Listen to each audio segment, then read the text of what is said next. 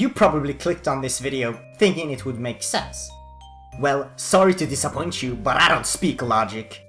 In this video, I am going to explain my game theory for how all of KKB Bonito's songs are connected. And as always, art is subjective. So go ahead and share your own ideas or comment that my voice is stupid and my opinions are trash down in the comments below. Oh, and while you're there, maybe you would like to hear that only a small percentage of our 5 viewers are actually subscribed. So why don't you subscribe to us right now, eh? Done? Great! Now, without further ado, let's start! Okay, how the fuck do we begin? Well, first, you will need 1 me and too many hours of listening to KKB. For those of you who somehow watched this video under a comfy rock, KKB Bonito are a British indie pop band from London, as stated by Wikipedia. They've been actively making songs in their current configuration since about 2013, at least on YouTube. And for all you normies out there, the group is most popularly known for How many shrimps do you have to eat before you make your skin turn pink? AKA Furalingo. Shrimps are pretty rich. Now for a great question. Why would there be a story permeating all of their discography? Well, because there isn't. No, but I don't actually believe that there exists a story in any shape or form, let alone a planned connection spanning multiple years and phase shifts. But it is still interesting to see how these songs may align superficially to build up a story that in reality is bullshit.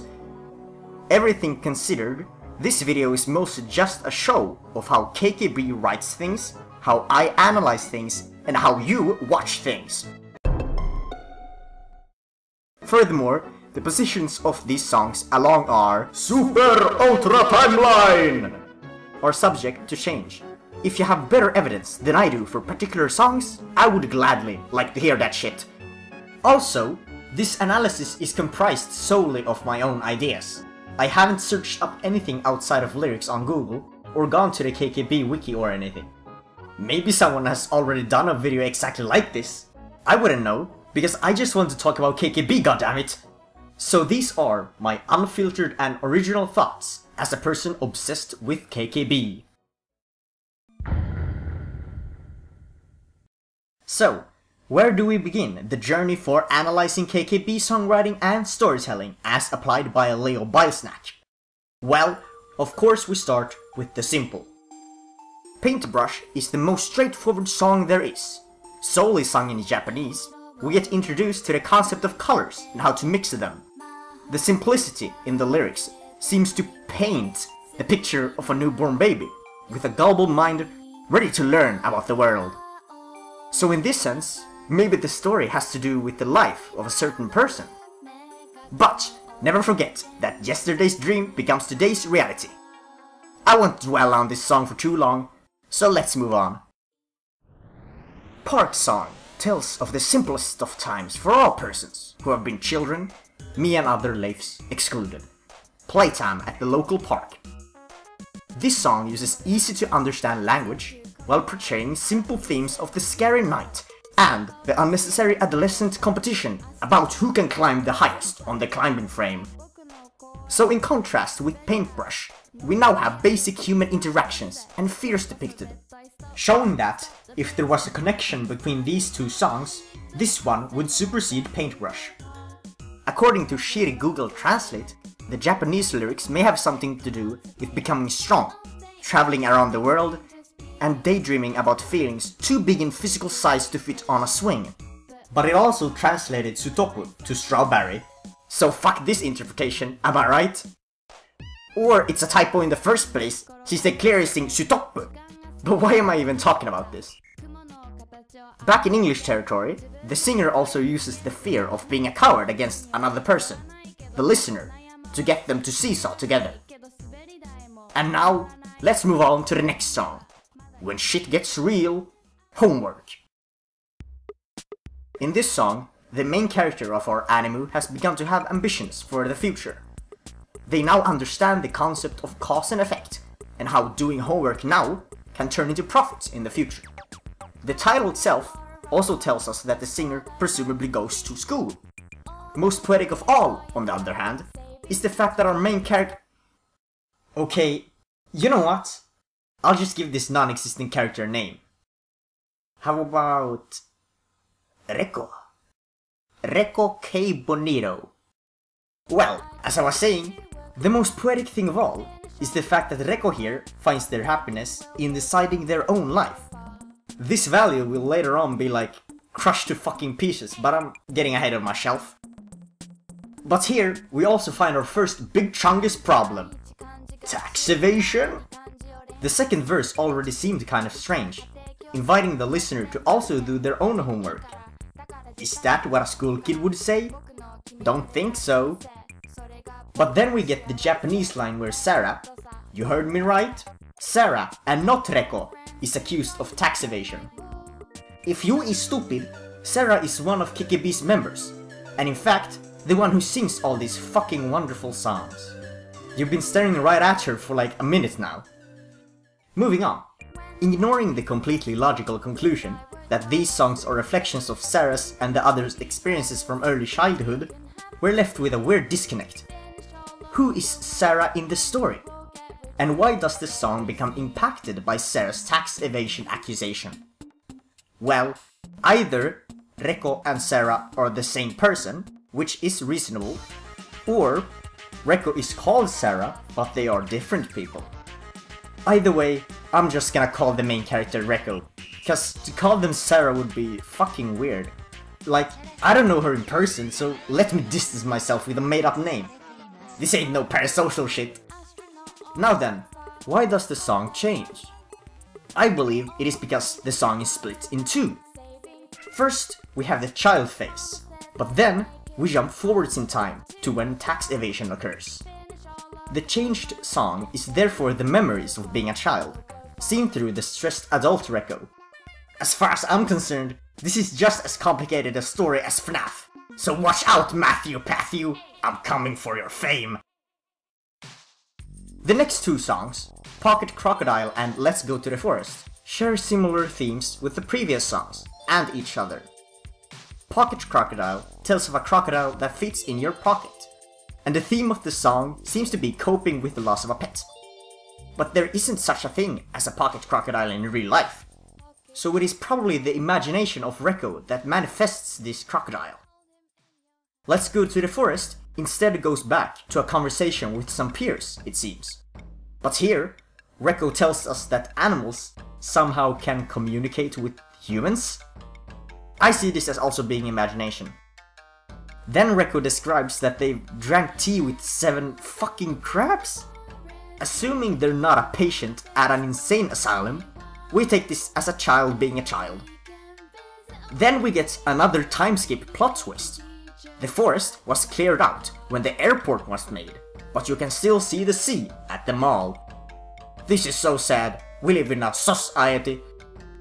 Also, one thing to note is that this is the first song in our chronology which excludes Japanese altogether. Small town is like the world building for our story. We get to know the small town Reko lives in, wherein everyone knows their name, and because of this, Reko wants to fly away. Remember this fact. With nothing to do, people stay in drinking lots of tea until the sun goes down. I think I'm going crazy, but this will come up later as well, so take note of it in your big Family Guy Brian. Can we just talk about how this has the most dislikes of all KKB songs for some fucking reason? The song isn't that bad. But now we get to the meat of the a la carte buffet, the Japanese section. This, I feel like, is not told to us by Reko. Oh whoa? I feel like it's instead directed to Reko, saying to go to the forest, the one we heard them talk about in the last song, in an almost aggressive manner. May just be the translation, but this theory was already half-baked and hanging from a kilometer-long thread to begin with, so I won't argue against it. Then the lyrics go, you know what to do with yourself. Surely someday you'll know. Nagoya, Otaru, Kenilworth, London, where is KKB? This implies that Reko, or poor little soul, has not been in contact with KKB yet. Since the text ensures us that they'll someday know, we may conclude that KKB as a concept somehow is inevitable for our protagonist. Babies are so strange. This is so true. Can we hit the like button and pray for Jesus Abramov, please?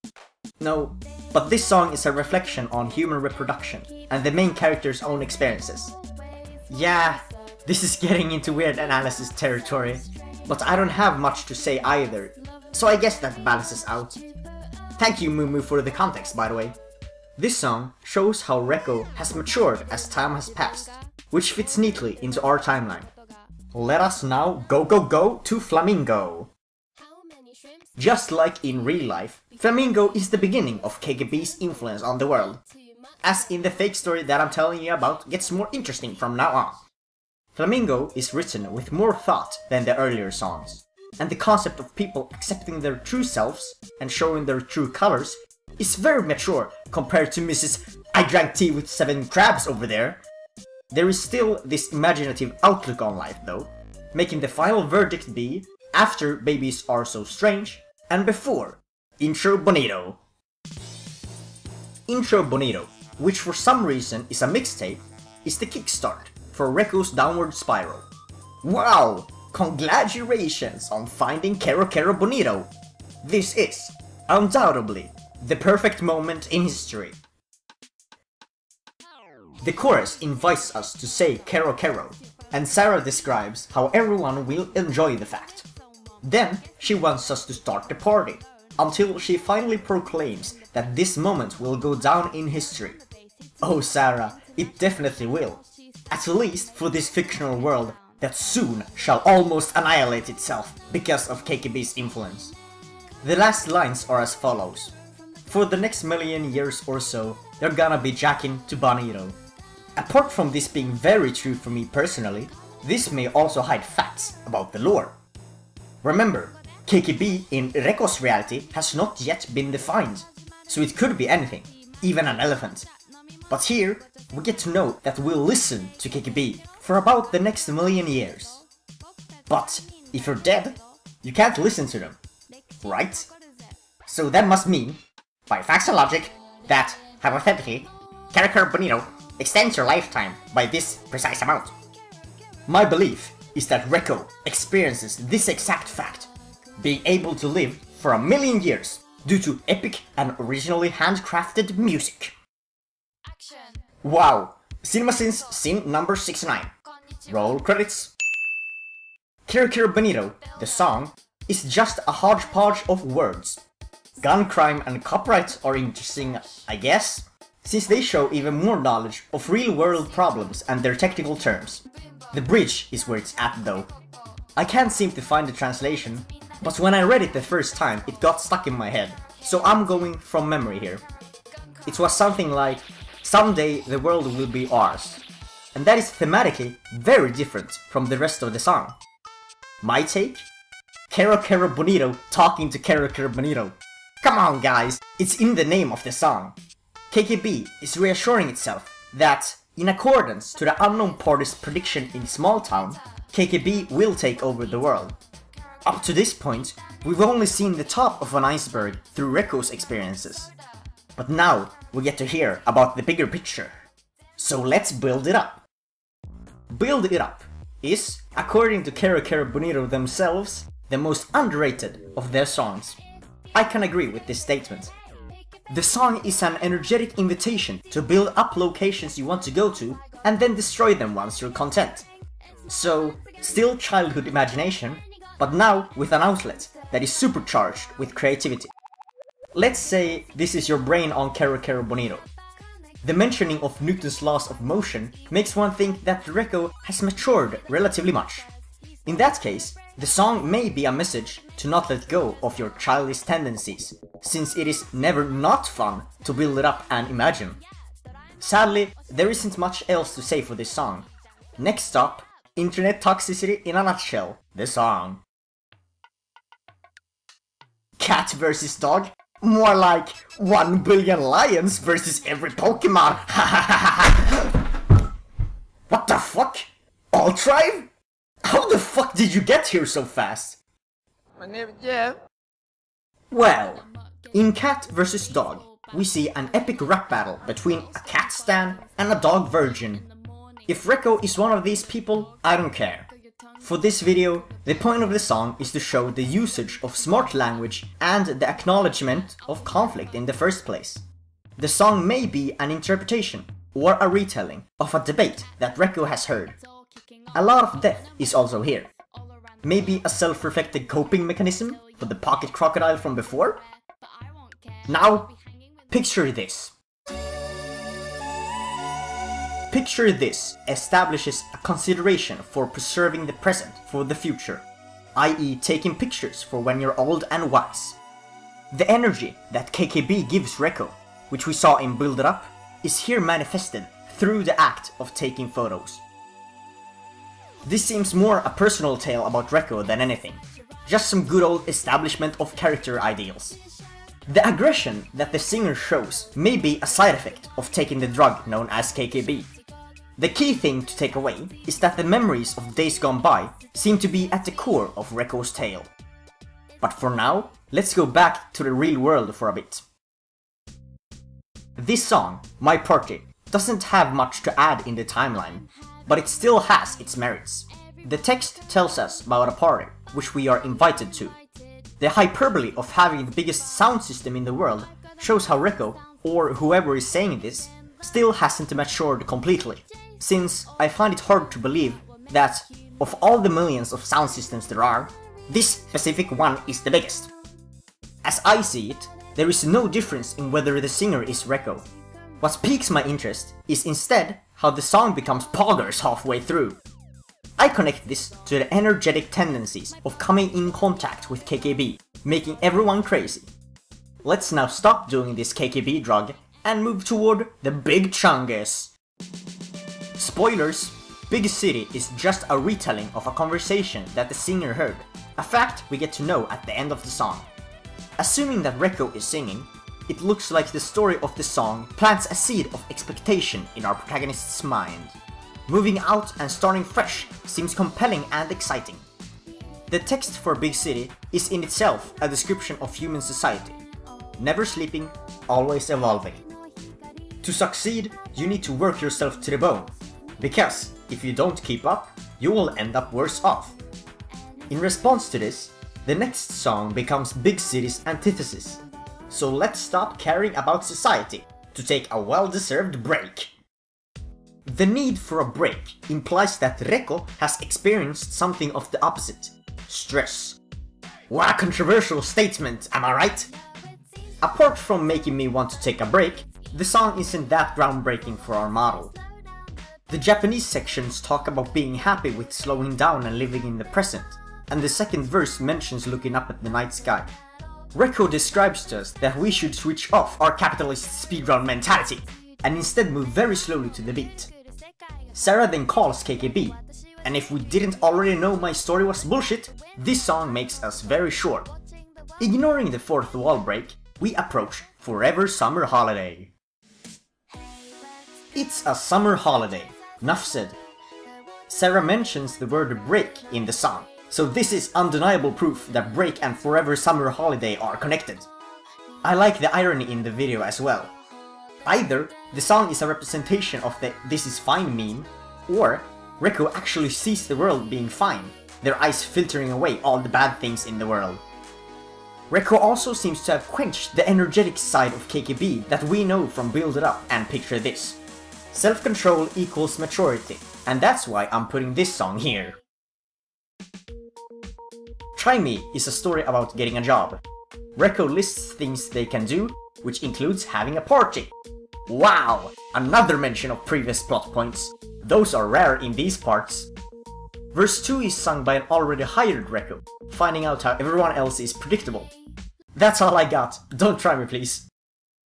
A wise man once said, "If you have a hard time waking up, you are sad." No, but from what I've heard, if you significantly struggle in the morning, you may be sleep deprived. And so, Waking Up, the song, may be a representation of this in Reko. Although, the song in question isn't negative in any shape or form, so write out a complaint and place it in your rectum. Now, let's take this funny rhyme in the beginning of the first verse overly seriously.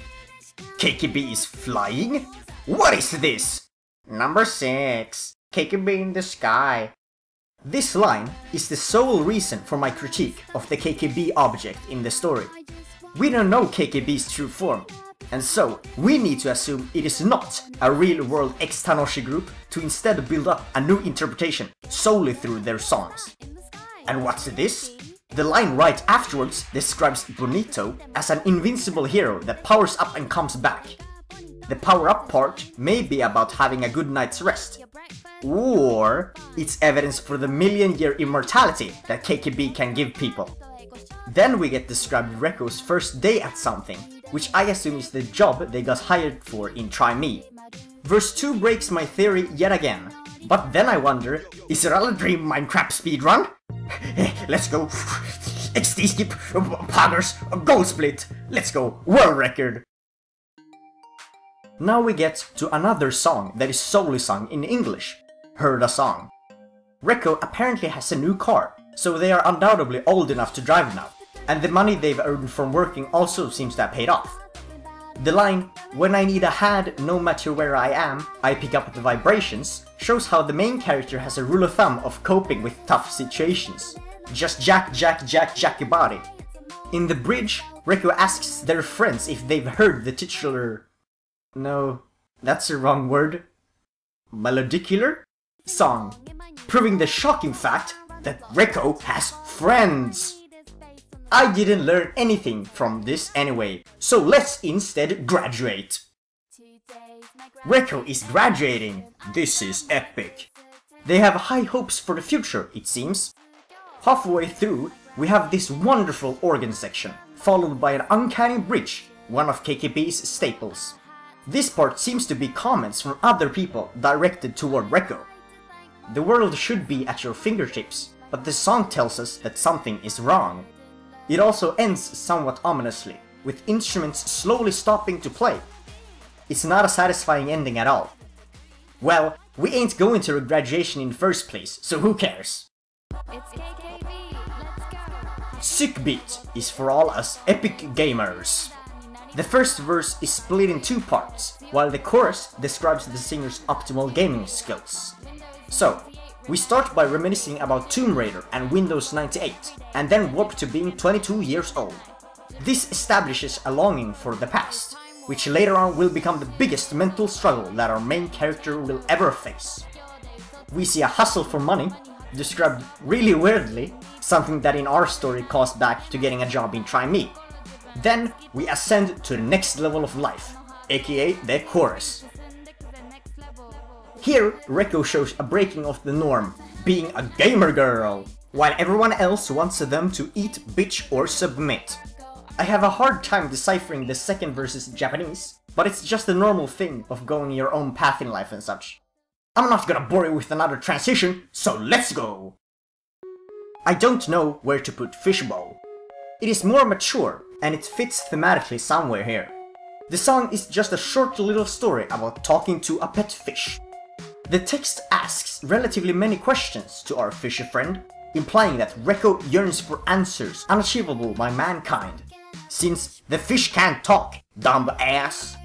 When I see you tomorrow, will you remember this song? Says to us that Reko is afraid of being forgotten, even by a fish.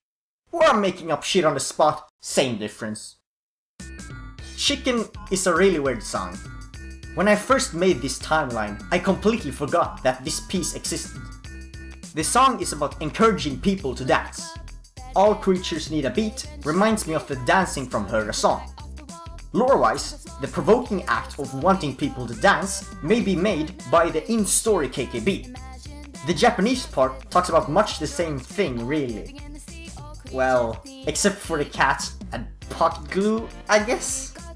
The guttural Sarah screaming the song's title is a foretaste of the craziness that shall ensue soon enough. So the summary is that this song has nothing to do with Reko in particular, a trend that will become more frequent from now on. Reko has now moved out and is calling their parents in Hey Parents.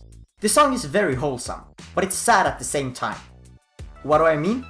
Well, we see the first little glimpse of this in verse 2. Our singer is uncertain whether their own existence was meant to be, And though it may be true, that's just a sad outlook on life. Reko then feels a responsibility to do something with their life, just to calm their parents. Life shouldn't be just about everyone else. If you're a part-time drug addict and everyone despises you, you've still done something with your life. Or that's what I'm getting from this verse. But I have no idea what I'm rambling about. Have I said enough bullshit to deserve a half-baked diss track by now? Not like anyone's gonna watch this, but an immortal half-dog half-man can dream. The second bridge is bonkers though. Your life has happened before? Is this lore? Has KKB taken over other people as well? Is the drug that makes your imagination go haywire an omnipotent mind-controlling parasite, sucking lifeblood from gullible humans only to repeat the process?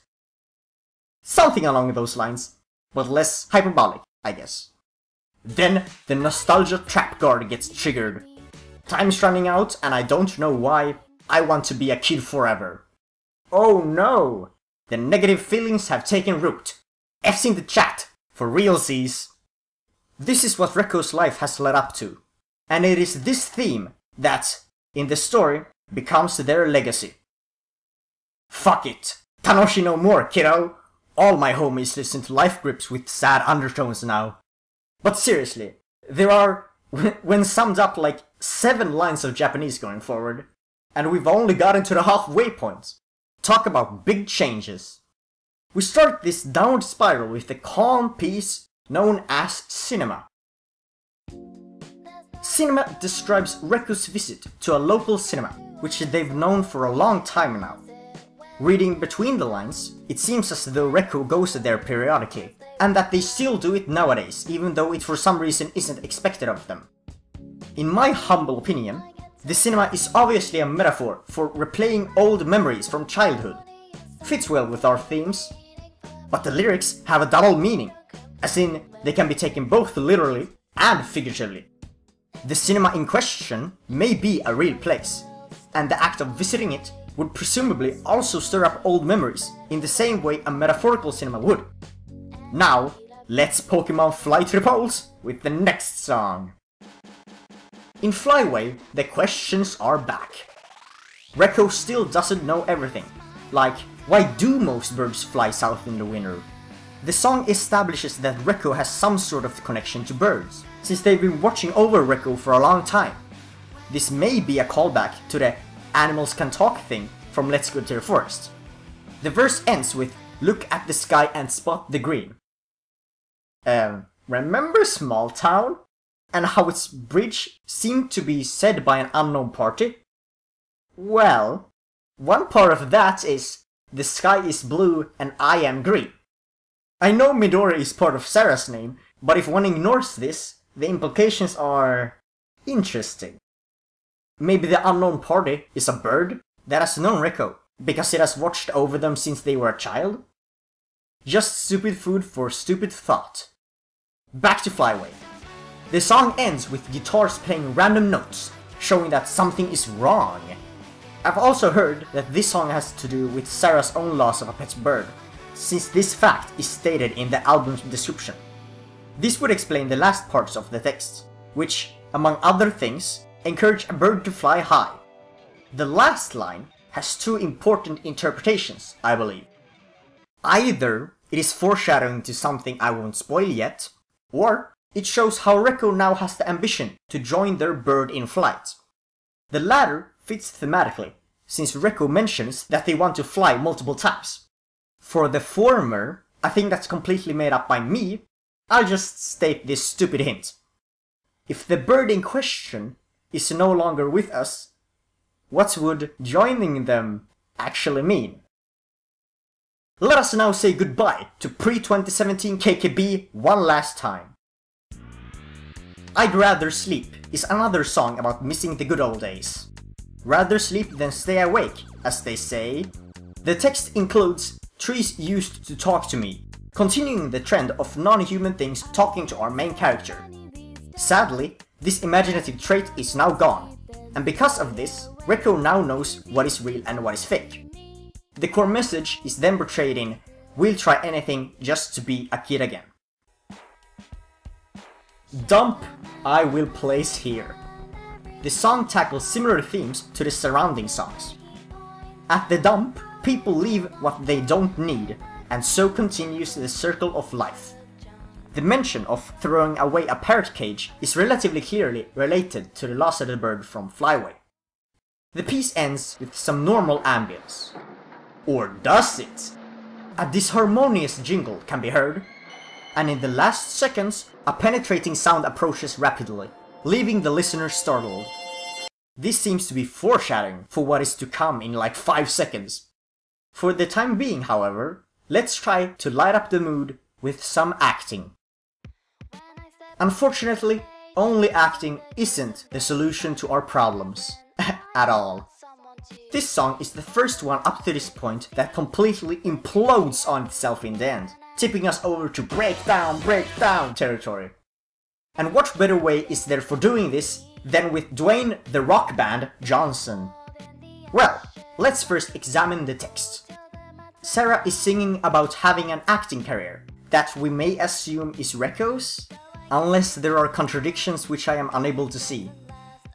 In the chorus, we get some epic poetry. I thought I was only acting, but I felt exactly like it was all for real. Since KKB is like a religion in our world, let's just assume that this mental disconnect in Reko is due to KKB's magic powers! KKB got introduced to the hero after Flamingo, right?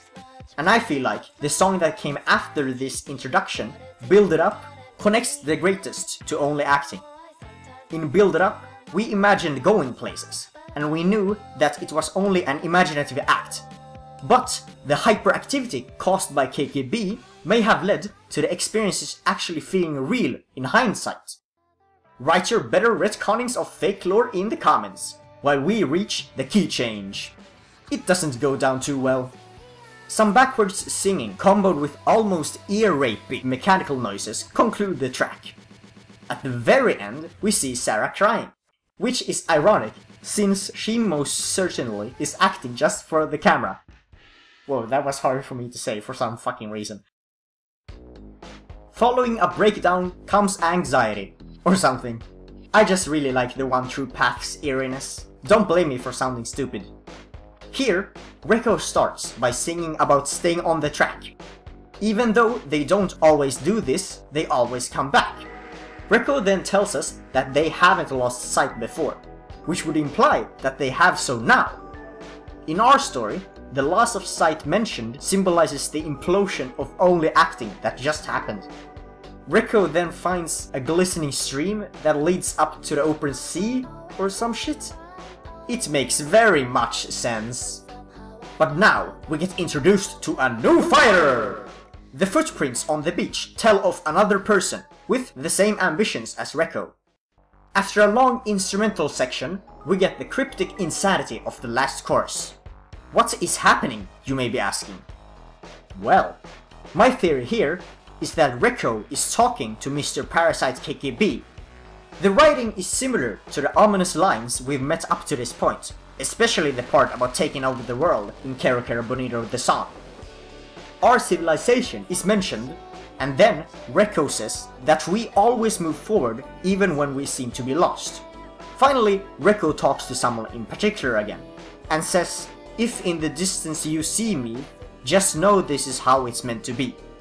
I feel personally attacked by this line, which makes it even sadder. But more importantly, is this plot development? Is Reko talking to the same person that they met earlier in the song? So it may be. In that case, the song would be divided into 2 parts. Before we move on, I have 2 songs to put between the first and the second parts of the One True Path. So let's go on a road trip! The Open Road is the second song where Reko talks to someone. This person has now known them for a long while. They traveled around the world, or at least the North Golden Coast, wherever that is, together, living simple lives on the open road. Back then, they were alive, implying that this time is now over. More reminiscing about days gone by, like always. With the sad plot twist of getting all your belongings taken by bandits, we find Reko's first physical struggle. The song ends with thoughts about home, mom and dad, with the singer again trying to soothe them.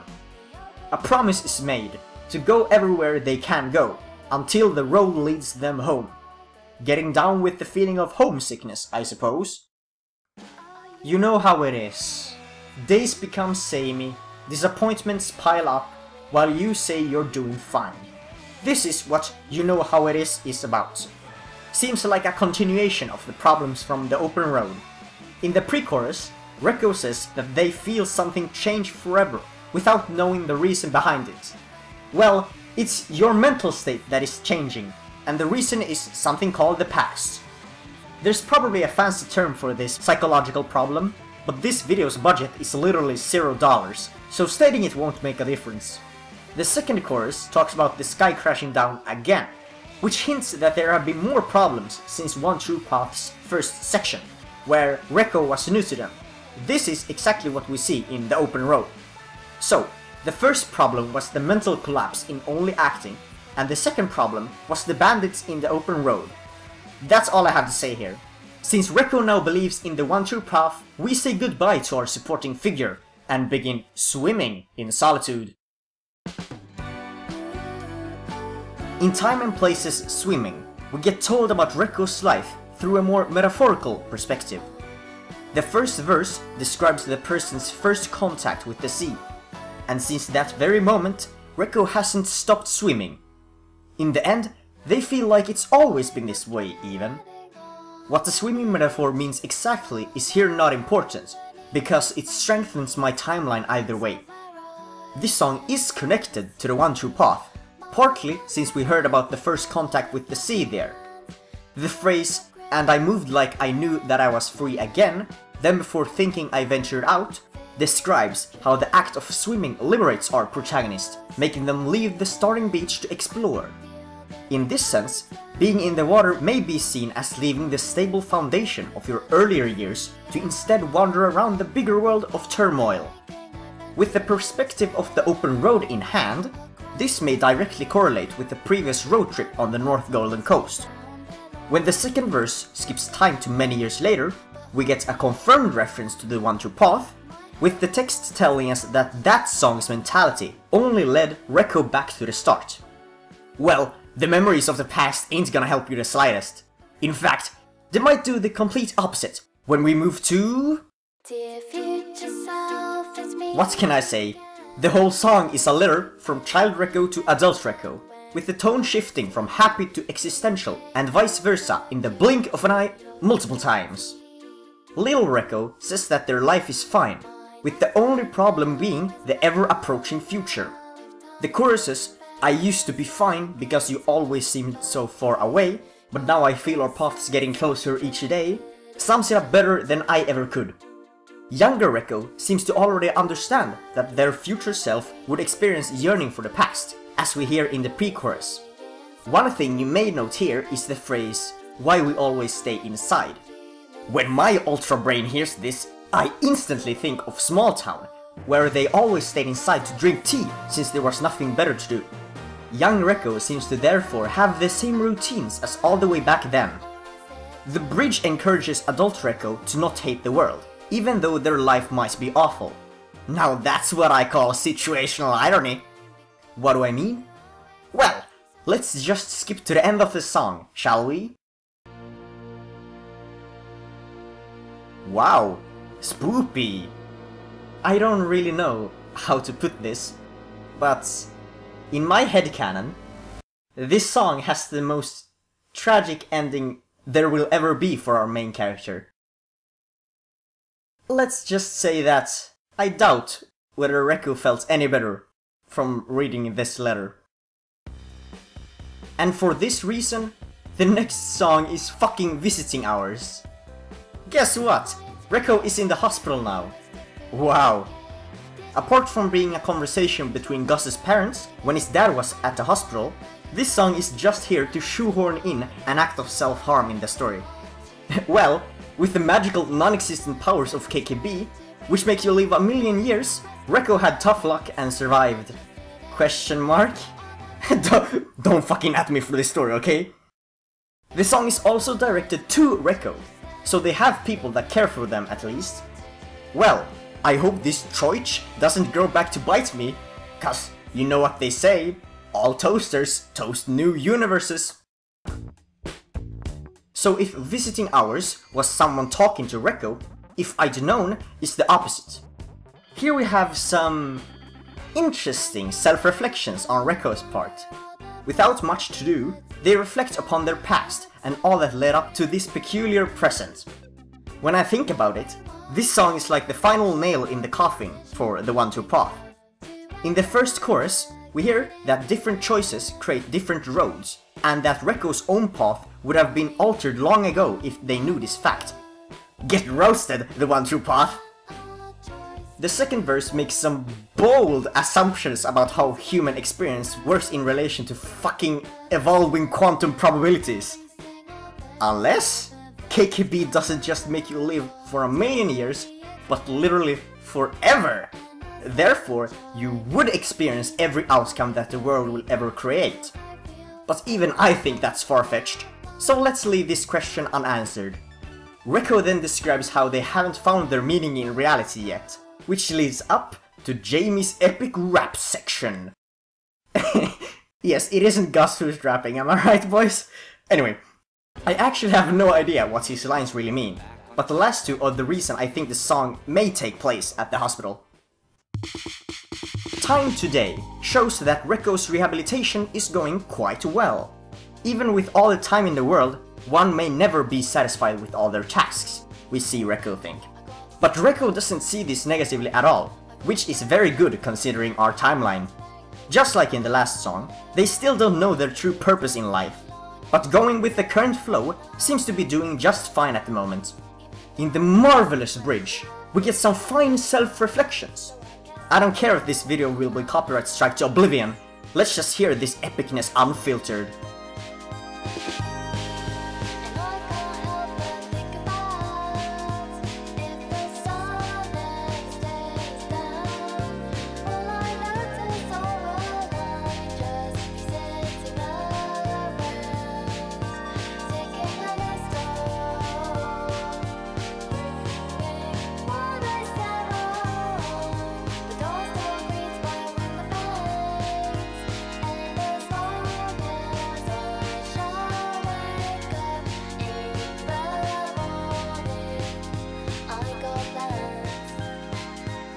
And like so, the piece ends with Reko firmly establishing their newfound iron will to keep doing their tasks like a good crewmate.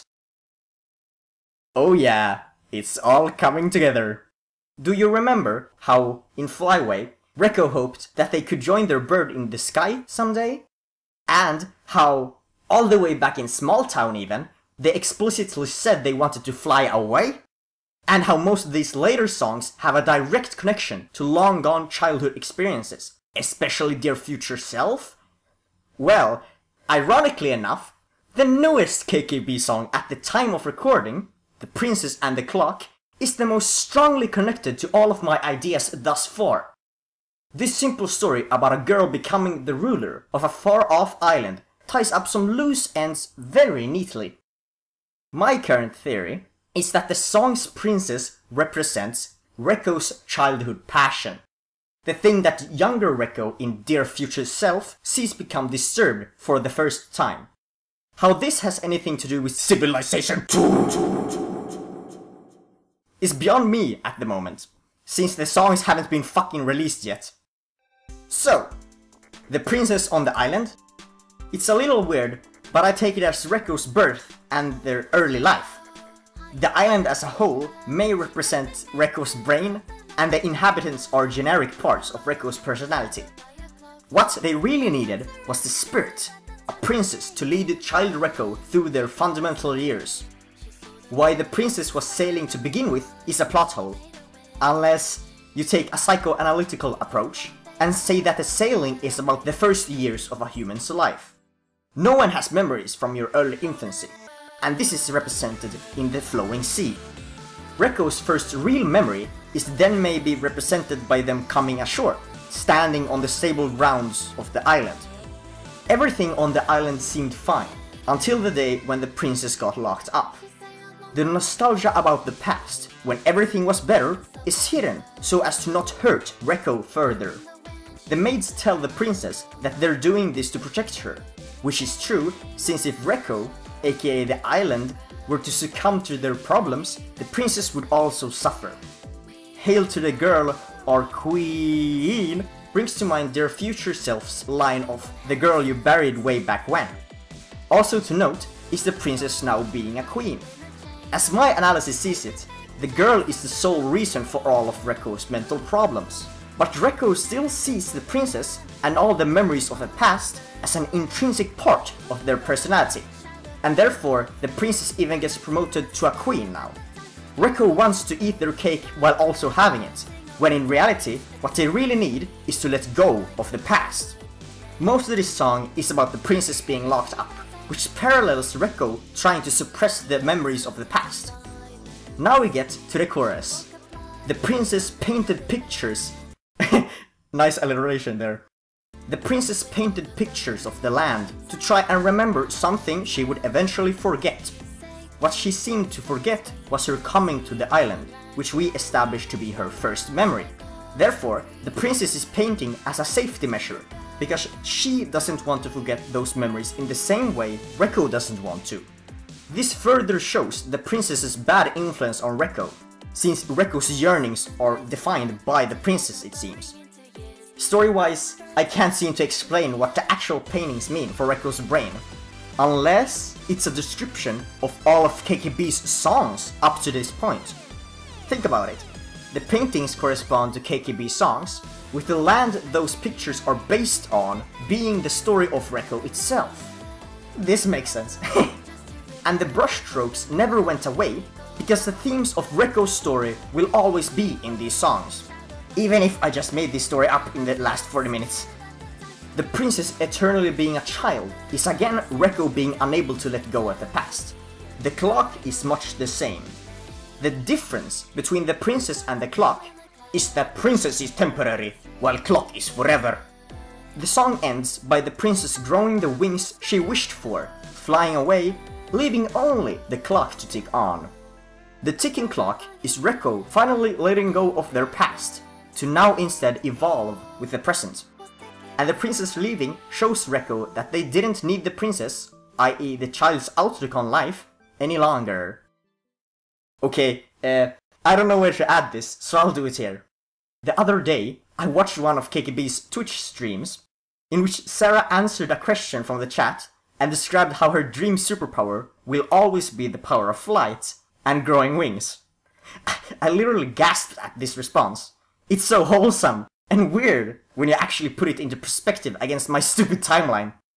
Godspeed, Sarah. Godspeed. Now back to your usual ramblings. Reko will never be a kid again, and because of this realization, they can finally sleep in peace. Life never goes the way you want it to, and now that Reko knows this, we approach my absolutely favorite KKB song, Make Believe. Make Believe is a preposterously powerful poem where we see Reko accepting life for what it is.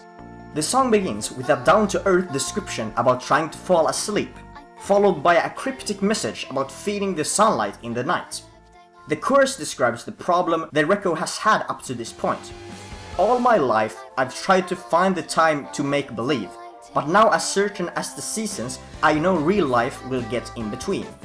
With our accumulated knowledge about Reko, the make-believe can easily be correlated with their imaginative fantasies about talking crabs, trees, and other non-human nouns. This power was lost by I'd Rather Sleep, and now Reko has finally accepted the loss. They feel content to instead just watch as they get round to sleeping, another nod to I'd Rather Sleep. The second verse mentions how Reko sometimes loses control, which they just did in our headcanon. Through sleep paralysis demon-like actions, we get told how Reko's imagination, ironically enough, makes them scared. Even though it seems real, nothing in your brain can hurt you. And with a last sigh of relief, accepting the world as is, we too let Reko sleep eternally.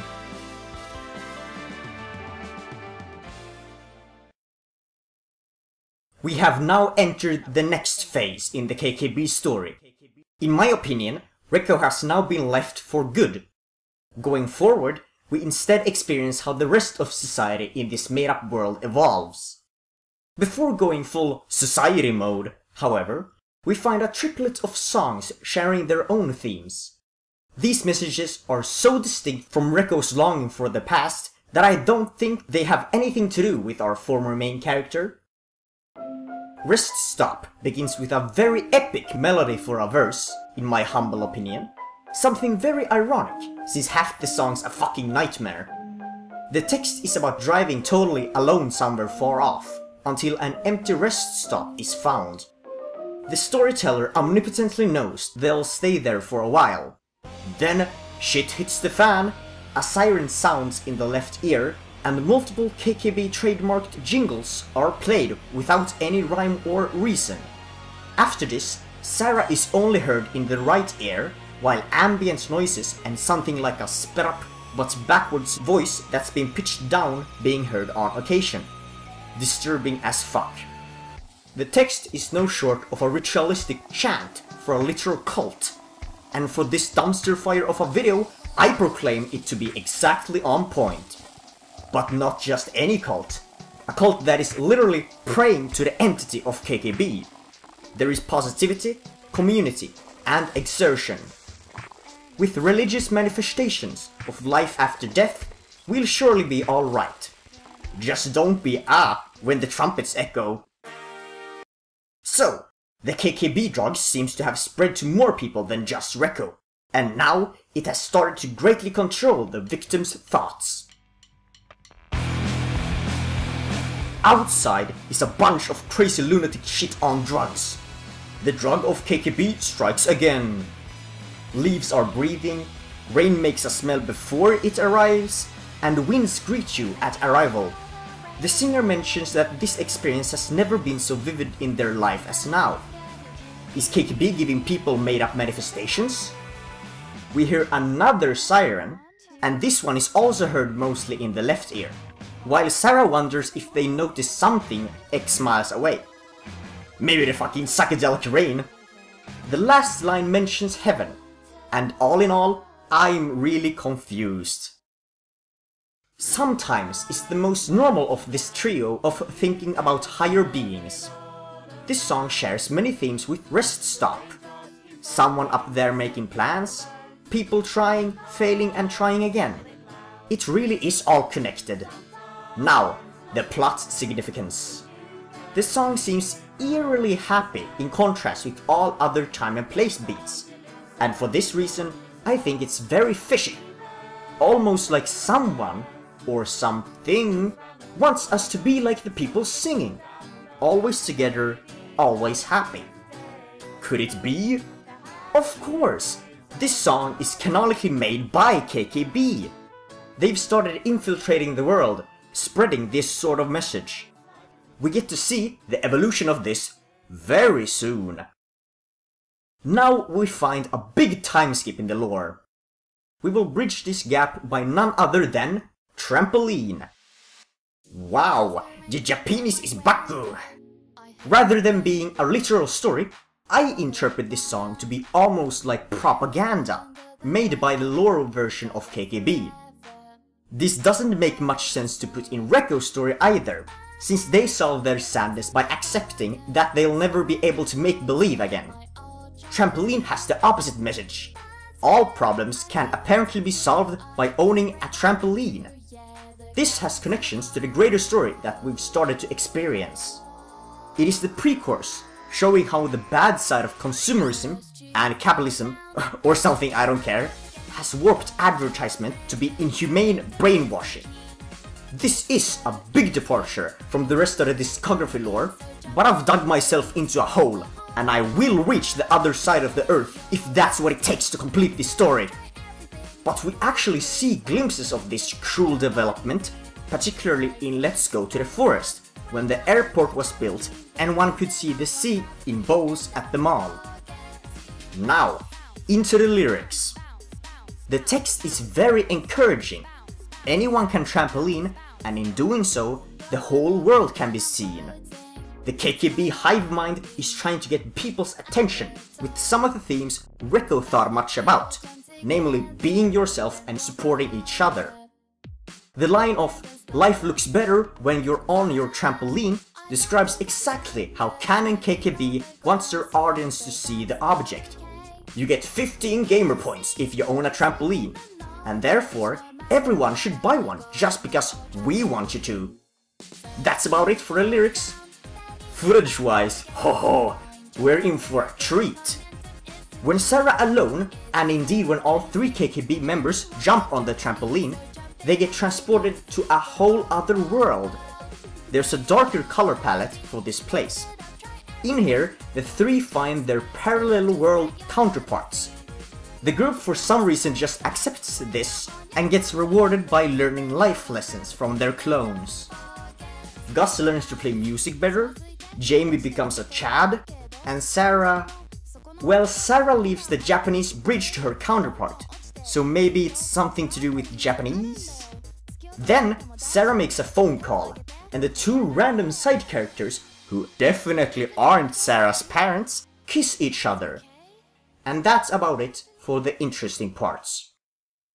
It's all lip slap. The end. And civilization has now marched on, like the one true path described, and the world has become KKB's, as foretold in Kero Kero Bonito the song. In Lip Slap, we get to experience how a post-KKB human instrumentality project world is like. The singing is nonsense to the normal man, but you and I know better, because we too are brainwashed by Kero Kero Bonito. Firstly, the song takes place in a futuristic sitcom. One compelling thing to note is that Sarah, Gus and Jamie all are occupied with the same things they learned from their counterparts in the trampoline's parallel world, further establishing a connection here. Gus is playing the piano, Jamie is working out, and Sarah answers a phone call through the tin can. The text begins with Sarah getting disturbed by one of her stuffed animals with hyper-realistic eyes taken directly from a 2009 creepypasta. As a reaction, Sarah explains that they don't have time to argue since they're having a party. Thinking caps, more like thinking capitalism, since Sarah is shown in the video throwing money. Meta-ironically, of course. Then, in verse 2, Sarah tells Gus that she can't hear him because the beats in her ear are so sick. Sarah roasts whoever the fuck can't keep a secret, and likes to stare at freshly painted brick walls as well. In the last chorus, the lights change, in much the same way they did for the parallel world in Trampoline. I don't know what this means, really. But finally, for the bridge, Jamie and Gus experiment with a tin can telephone that Sarah simultaneously sings about, which magically can transport all sorts of objects. The video ends with the tin can being put in a fish tank, but the outcome isn't shown. But you know what is shown? The Orwellian dystopia that now has been created by KKB's world domination. You heard my rabblings right?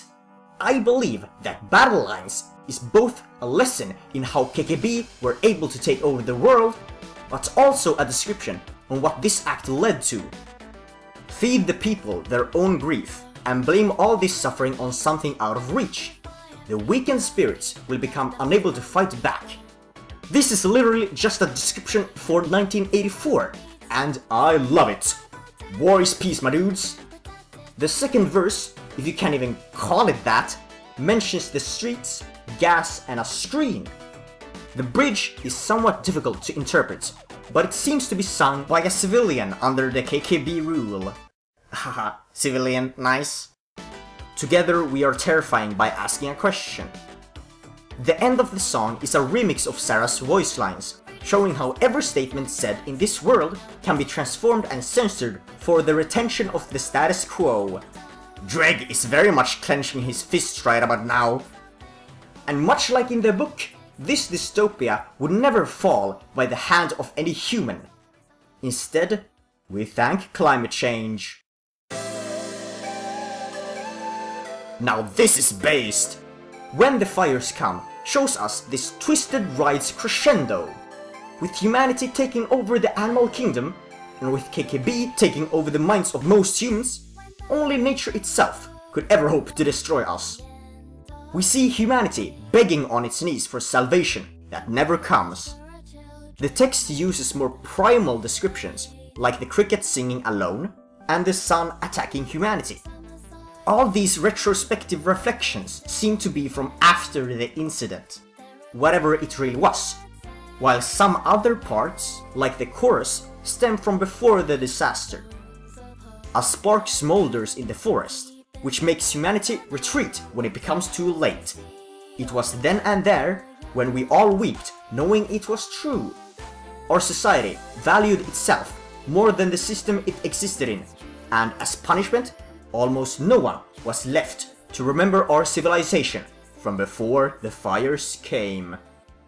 So, KKB kind of destroyed this fictional world. See this get debunked in like a month? The aftermath of world destruction is finally signed, sealed, and delivered when we reach the river. Remember when we saw Reko develop as a person? Ah, distant memories.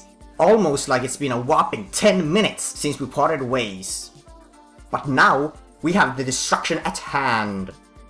Humanity has regressed to a simpler society. Homeboy just invented fucking agriculture over there. Amprim Anthem, anyone? The river does many things for us. It describes the state of humanity, establishes new religious beliefs among these persons, and lays forth a prediction for the upcoming metaphorical flood. The singer prays to the Holy Mother for permission for people's souls to pass, presumably into the afterlife. The chorus is also really poetic, and ties up all the bullshit that's been happening. Water, life's most essential resource, shall cleanse the universe itself. This corresponds more with Evangelion than I would have thought. Furthermore, the song includes fucking Japanese again. Long time no watashi.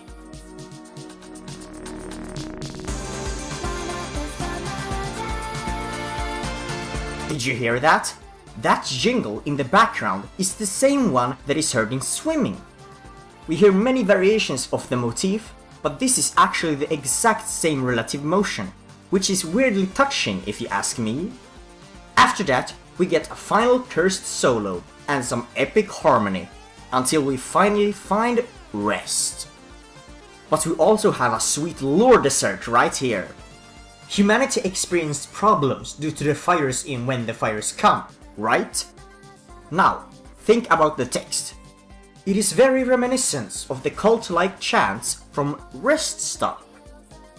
So, what if I told you that the only people who survived the collapse of society were those who believed in KKB? Why do I believe that?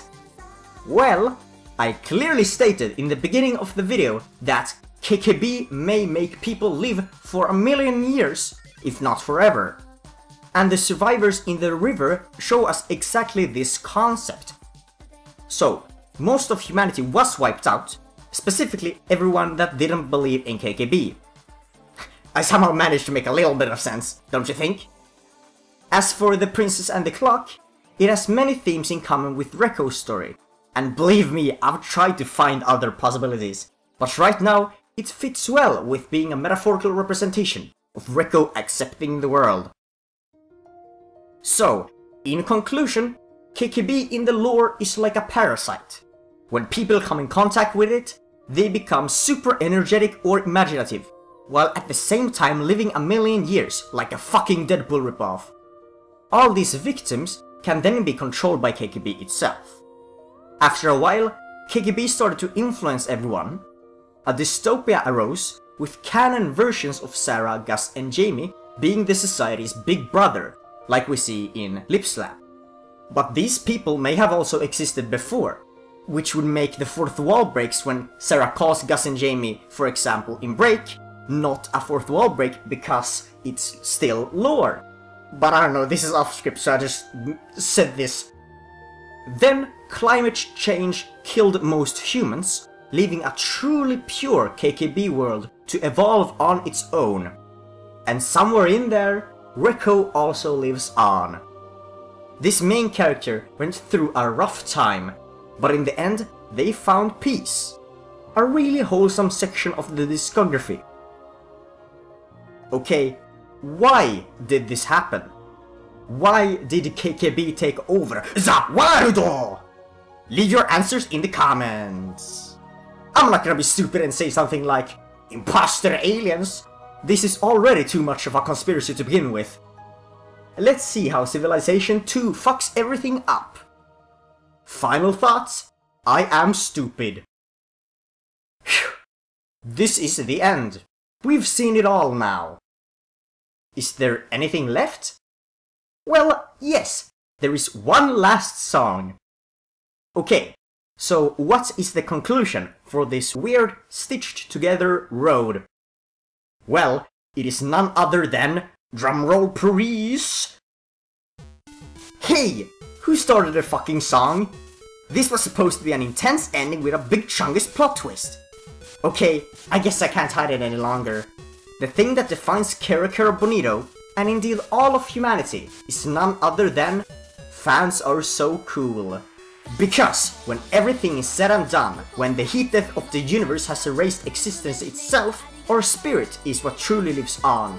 Reko's spirit, my spirit, Sarah's, Gus's and Jamie's spirits will indeed be remembered forever, for we have changed the world by doing things we love. The only reason I am here today is because I'm a fan of KKB Bonito, and because I wrote a stupid 10,000 word script to show my love for their bops. Everything in this video exists because I only feel glee when I talk about KKB, Minna Daisuki, yeah. And right now, by some miracle, you are listening to me saying all of this fucking shit. Without the fans, I am but dead, someone in a hot room. Truly, the real KKB stories were the fans who made along the way. Thanks for watching. Fans. I'm cool enough. No people fans who like our stuff. Thanks for listening. Arigato. You guys are so cool. Kero. That's who we are. As you already know, if you got this far, international Tanoshi crew. Hope we see you soon.